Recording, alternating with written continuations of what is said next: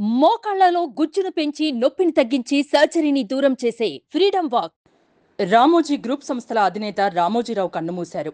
ఈ నెల 5న ఆయనకు శ్వాస తీసుకోవడంలో ఇబ్బందులు తలెత్తడంతో హైదరాబాద్లోని స్టార్ హాస్పిటల్లో చేర్చారు. ఆరోగ్య పరిస్థితి విషమించడంతో అక్కడ చికిత్స పొందుతూ ఆయన శనివారం తెల్లవారుజామున తుది శ్వాస విడిచారు.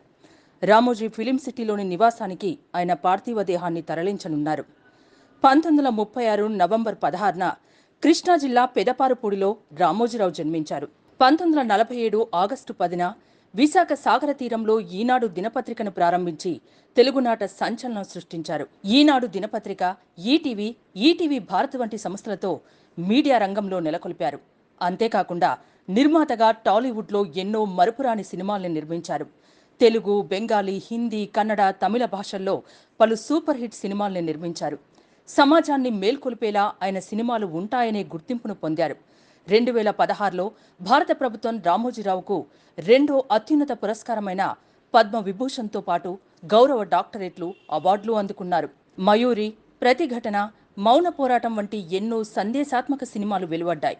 రామోజీరావు మృతి పట్ల పలువురు రాజకీయ, సినీ ప్రముఖులు దిగ్భ్రాంతిని వ్యక్తం చేస్తున్నారు.